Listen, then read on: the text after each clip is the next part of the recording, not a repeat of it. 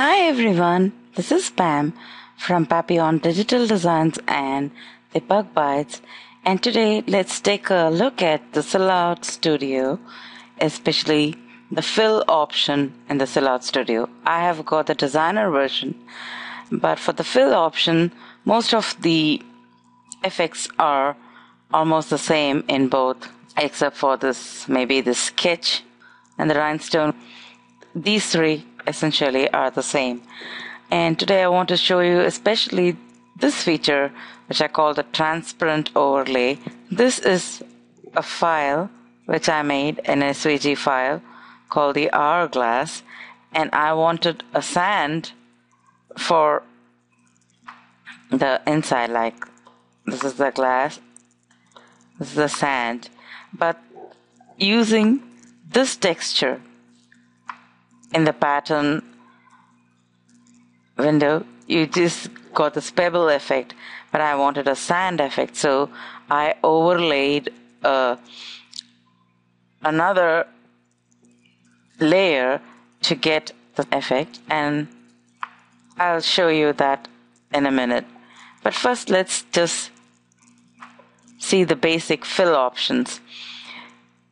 As soon as you select a window, you get this selection outline, and you can either fill it solid. This is the solid fill, or the gradient fill, or you can add a pattern to that. And as soon as you click on the icon, you get the basic options. Now, when you try to go to the advanced option, that is where you can have a lot of interesting effects. So I'll fill that. Suppose I want it darker than that. If I want it less saturated, I can move this saturation slider, and I can even click anywhere so that I can change that. And this is where the transparency feature comes in. When I try to move the slider down, the image gets more transparent.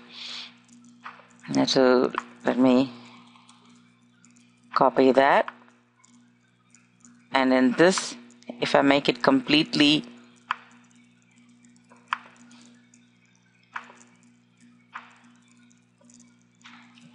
solid, now you can see how this gets more transparent. That's how I got this.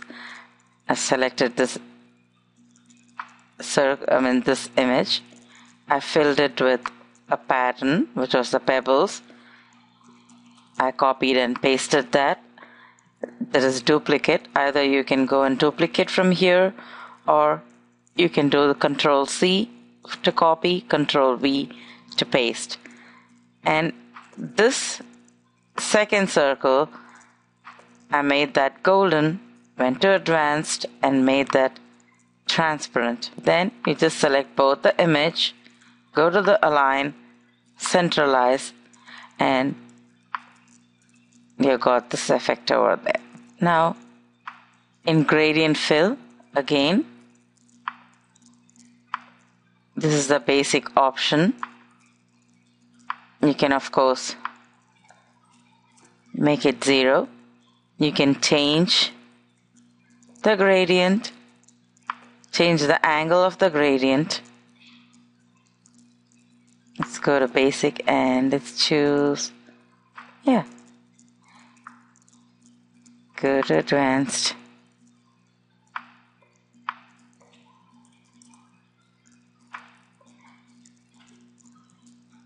You can change the angle of the gradient using this, and you can even change the color here. You go to this bar and add, and click on that. You can add another slider and keep changing. can introduce more colors and just change your whole image. In pattern, same thing. You have an advanced, and in case of pattern, first let's choose a pattern. For example, this flower. You can go to advanced. You can change the angle of the pattern. You can scale the pattern, make it as big.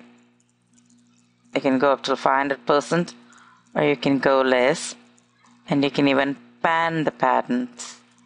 Suppose you scaled it and you want just this particular flower to appear, you can just move the pattern. So these are the advanced options in fill. Another thing which I like to do is, not only can you fill the inside, you can also change the outline, and that is this line style window. So you can change the color, you can go to line style and choose the thickness of those lines. You keep increasing. Let's make it black so that we can see better. Okay. And these lines, you can either make it corner, so that follows the corner, or you can make it rounded, and you can place the lines in front.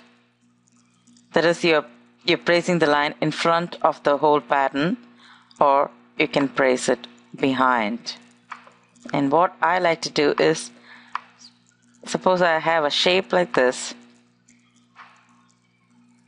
Let's reduce the thickness.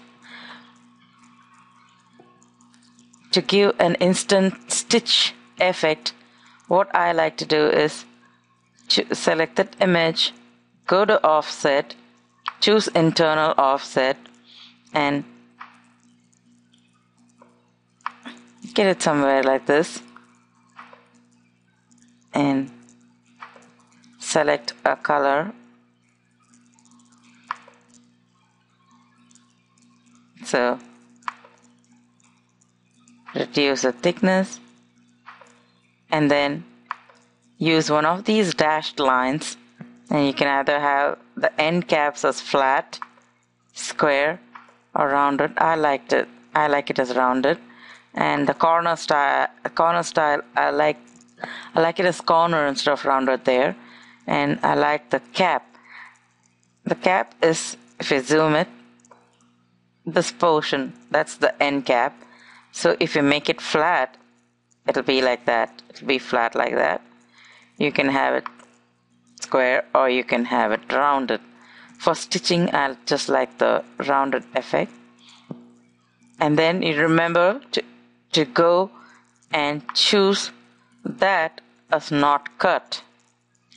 Else you'll end up cutting those lines and it'll perforate the edges. So the dashed line is another way to perforate edges. You just don't need to go to the cut and choose perforate edges.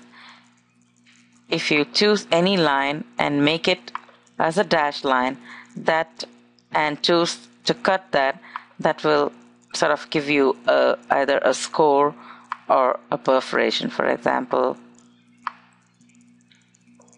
This is what I like to do. I'll choose that and make that a solid.